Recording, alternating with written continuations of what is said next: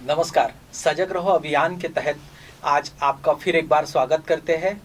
देश में समसामयिक, सामाजिक, राजनीतिक और सांप्रत में जितनी भी हमारे समाज से जुड़ी हुई प्रश्न होते हैं, समस्या होती है, उसको लेकर के हम समय समय पर आपके साथ आते रहे हैं। आज हमारे साथ में है डॉक्टर लीना घाणे जी। ये शिक्षाविद है, सामाजिक राजनीतिक प्रश्नों का काफी बेहतर अभ्यास इनका है। आज इनसे हम चर्चा करने वाले हैं। नमस्कार ताई, आपका स्वागत है। जैसे कि हम जानते ही है कि देश में फिलहाल जिस माहौल से हमारा देश गुजर रहा है, ये एक और तो हम आर्थिक उन्नति, तरक्की, प्रगति कर रहे हैं, एक और देश निरंतर रूप से आगे जा रहा है। जैसे हम कोविड की समस्या से भी बाहर आ गए। हर आने वाले सवालों का हम अपने स्तर पर बेहतर जवाब देने की कोशिश करते हैं। उसके बावजूद कई सवाल हमारे सामने खड़े होते हैं। इन सवालों में एक सवाल निरंतर रूप से अभी उभर के सामने आ रहा है और वो हमसे, आपसे, इस देश के सभी लोगों से जुड़ा हुआ है। राष्ट्र का अस्तित्व, समाज का अस्तित्व इससे जुड़ा हुआ है। कई जो देश से बड़े बड़े लोग हैं वो भी इस प्रश्न को कई बार उठा चुके हैं कि हमारे देश में जो बदलाव आ रहा है पॉपुलेशन को लेकर के, डेमोग्राफी चेंज को लेकर के, खास करके सीमावर्ती राज्य जो है देश के, उसकी डेमोग्राफी लगातार चेंज होती नजर आ रही है।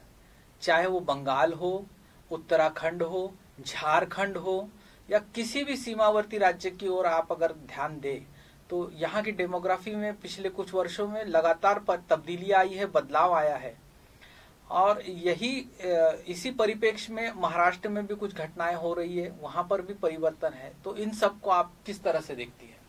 जी बिल्कुल सही आपने कहा कि राष्ट्रीय सुरक्षा और भारत का जो कुल मिलाकर के पॉपुलेशन है, इसकी डेमोग्राफी में अंतर इसलिए आ रहा है क्योंकि सीमावर्ती क्षेत्र से लगातार इन्फिल्ट्रेशन चल रहा है, स्मगलिंग का काम भी चलता है, ड्रग्स भी चल रहे हैं।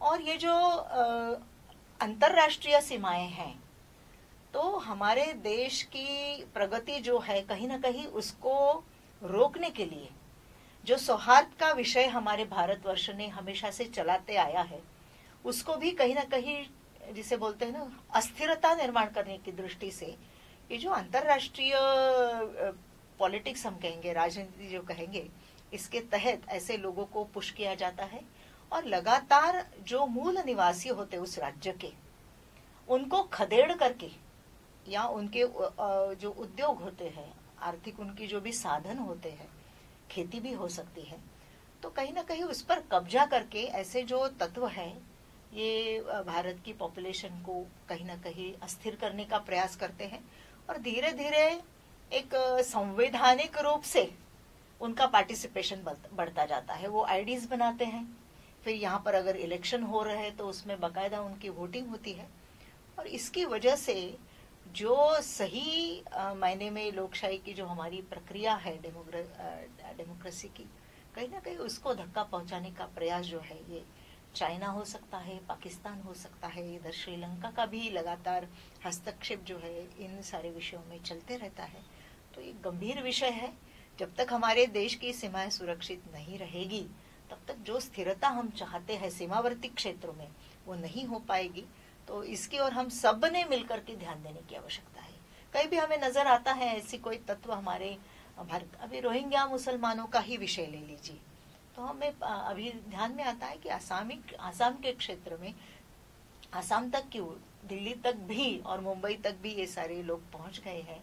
इनके पास बाकायदा डॉक्यूमेंट्स है और इसके चलते वो भारत में अस्थिरता निर्माण कर रहे हैं। आर्थिक जो है इसमें भी उनका आज कहीं ना कहीं बहुत बड़ा जो है हाथ है, ऐसा हम कह सकते हैं।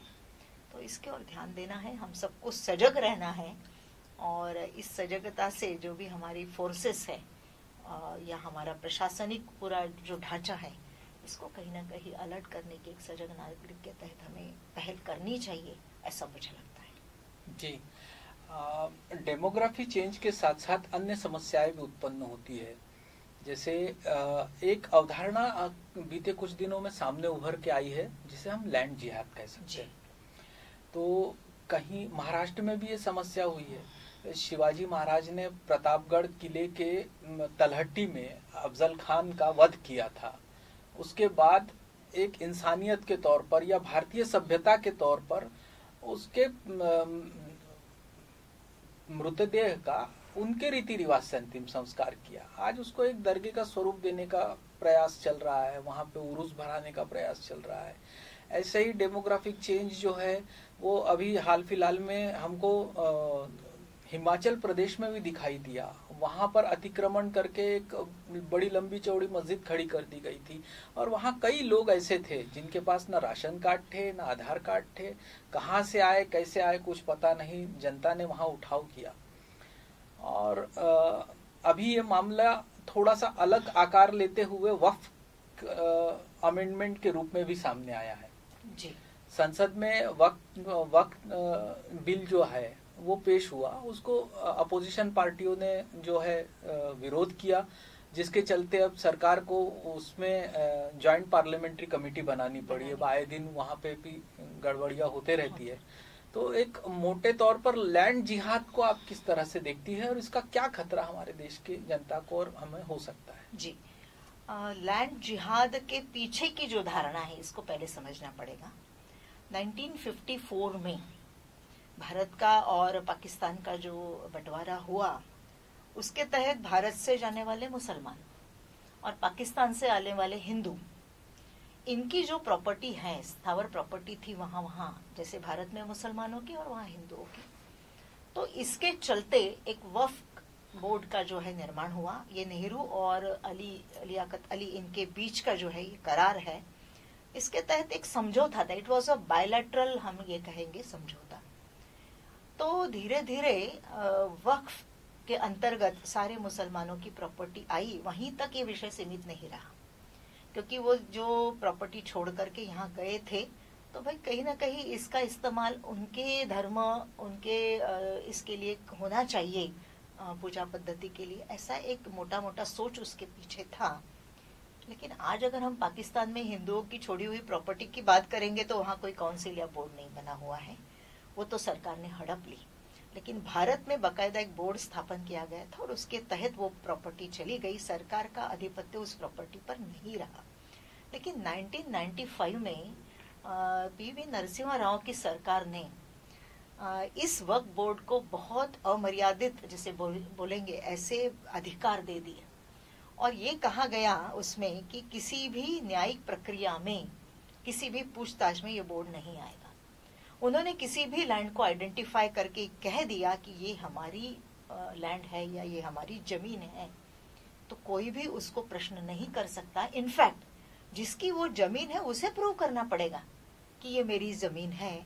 ऐसा तो विश्व में मैंने कहीं भी कभी भी नहीं देखा। इसके कई सारे उदाहरण जो है महाराष्ट्र में भी देखने को मिलते हैं। तो धीरे धीरे कहीं ना कहीं छोड़ी हुई प्रॉपर्टी का एक संलग्नीकरण करके बोर्ड के तहत उनकी विचारधारा को संरक्षित करना, ये जो विषय था ये तो पीछे छूट गया। लेकिन आज लगभग 1 लाख एकड़ जमीन अपने महाराष्ट्र की जो है वो वक्फ बोर्ड के पास है।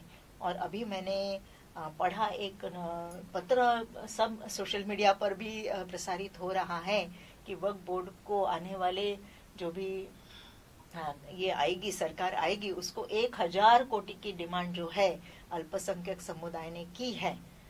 और कुल मिलाकर इसका अगर हम विश्लेषण करें तो लगभग 44,000 प्लस गांवों में वक्फ बोर्ड की कुछ न कुछ जमीन है। तो मोटा मोटी इसका हिसाब अगर हम करें तो 2 एकड़ जमीन हर गांव में वक्फ बोर्ड की है। ये सारा मसला क्यों एकदम खुलकर के सामने आया? क्योंकि इलाहाबाद हाईकोर्ट की जमीन जब वक्फ बोर्ड ने कह दिया कि इस पर भी हमारा अधिकार है, तो पूरा देश जो है वो अलर्ट हो गया। और ये जो अमर्यादित अधिकार किसी बोर्ड को देना, इसका हमने कभी सोचा नहीं कि दूरगामी इसके क्या परिणाम हो सकते हैं। हमने ये समझा ही नहीं कि इसके पीछे की वजह क्या है। कहीं ना कहीं मतलब कहना नहीं चाहिए, लेकिन AIMIM के चुने हुए प्रमुख अवैसुद्दीन ओवैसी जी, इनका जब हमने लोकसभा में शपथ विधि ग्रहण समारोह देखा, जब उन्होंने कहा कि जय फिलिस्तीन, तब ये सारा विषय स्पष्ट हो जाता है कि फाइनली इस विचारधारा का भारत में इनकी मनीषा क्या है। कहीं ना कहीं इस्लामिक स्टेट बनाने के पीछे तो ये सारा वक्फ बोर्ड काम तो नहीं कर रहा है, कहीं ना कहीं ये अंदेशा पुष्ट होते जा रहा है। और इनकी डिमांड्स भी बड़ी मजेदार है कि जो लोग आतंकवाद में जेल के अंदर गए हुए हैं कुछ कार्रवाई में, उनको छोड़ने के लिए ये वक्फ बोर्ड के तहत ऑल इंडिया उलेमा की जो बोर्ड है वो डिमांड कर रही है। तो ये वक्फ का जो मामला है ये कोई केवल रिलीजियस, और एक बात बताना चाहती हूँ कि शाहू महाराज जी ने मोमेडियन एजुकेशन सोसाइटी स्थापन की थी कि मुसलमानों के बच्चे भी पढ़े, आगे बढ़े। तो आज वक्फ बोर्ड ने उस पर भी दावा ठोक दिया है कि ये है ट्रस्ट है, ये हमारे अंतर्गत आएगा और इसकी कोटियों रुपयों की प्रॉपर्टी जो है ये है सोलापुर में। तो कहने का तात्पर्य ये है, किसानों के जमीन को हड़पना, वक्फ के नाम पर हड़प लेना, और फिर गांव का मतांतरण करना, उनको जबरदस्ती ये बोलना कि अगर आपको अपनी जमीन वापस चाहिए, क्योंकि लीगली आप उस पर ये नहीं कर सकते, कोई किसान ये नहीं बोल सकता ये मेरी प्रॉपर्टी है। हालांकि कागज पत्र पूरे उनके पास होते हैं, पर फिर भी न्यायिक प्रक्रिया में वक्फ बोर्ड न आने की वजह से, कोई भी कानून के तहत उस दायरे के बाहर ये कमेटी होने की वजह से आज किसान भी डरा हुआ है। और ऐसा कई जगह, तमिलनाडु का उदाहरण है कि पूरा का पूरा जिला जो है, हालांकि वो हिंदू बहुल था, लेकिन क्योंकि वक्फ में 2 या 3 परिवार थे उस जिले में, त्रिचूर का उदाहरण है, लेकिन आज उनको पूरा का पूरा धर्मांतरित किया गया। तो ये बहुत बड़ा एक खतरा संपूर्ण देश पर मंडरा रहा है। तो हमें बहुत सजगता यहाँ तक कि सामने होकर के वो कहते हैं कि नया संसद भवन बना है, वो भी वक्फी जमीन पर। आसाम से एक मौलाना उठते हैं, वो खड़े रह करके कहते हैं कि ये भी वक्फी जमीन पर है। देखिए ना कि संसद में खड़े होकर के इस बात को कहना, इसके मतलब पीछे कितनी बड़ी ताकत उनके है, इसको भी हमें समझना पड़ेगा। और कहीं ना कहीं ये बात जो है ये खतरे से कम नहीं है। तो एक और तो डेमोग्राफी चेंज हो रही है जी, दूसरी ओर लैंड जिहाद का मामला सामने आता दिखाई दे रहा है, और इसके साथ साथ एक निरंतर रूप से चर्चा में विषय रहा है। हालांकि ये जो जिहाद है ये अधर्म के खिलाफ धर्म युद्ध जी ये आया था, लेकिन आज ये नैरेटिव जो है ये एक निगेटिव सेंस में चला गया है कि जो चीजें आपको अच्छी लगती है उस पर कब्जाने के लिए जिहाद का इस्तेमाल हो रहा है। एक लैंड जिहाद है, डेमोग्राफिक चेंज जिहाद है। इसके साथ साथ अक्सर चर्चा में आता है, केरल के जो मुख्यमंत्री है ओमन चांडी जी, उन्होंने सबसे पहले इस शब्द का इस्तेमाल किया था, वो था लव जिहाद। इस पर एक फिल्म भी आ चुकी है और किस तरह से काम करता है। अगर आप अखबार उठा के देखेंगे, जनवरी से अभी नवंबर चल रहा है, नवंबर तक, तो इन 11 महीनों में कम से कम 22 लड़कियां जो है मारी गई है, कम से कम। तो ये आए दिन होने वाले वाकयात है। महाराष्ट्र में भी ऐसी घटनाएं हुई है। तो इसे आप किस तरह से देखते हैं, और इस समस्या से निजात पाने के लिए हमको किस लेवल की सतर्कता को बरतना पड़ेगा, क्या करना पड़ेगा, आप क्या बताना चाहेंगे? अगर हिंदू समाज की हम बात करें तो हमारे लिए हमारी बेटी जो है ये हमारा सबसे, जिसे बोलते ना, प्रेशियस, मूल्यवान ऐसी धरोहर होती है। और हमारी परंपरा को, हमारी संस्कृति को, धर्म को आगे बढ़ाने वाली हमारी बेटियां होती हैं। तो 1000 वर्ष का संघर्ष का इतिहास भारत का अगर हम देखें तो हमें ये पता चलता है कि ये जो आक्रांता भारत पर आए हैं, इन्होंने हमेशा हमारी बेटियों पर आक्रमण किया है।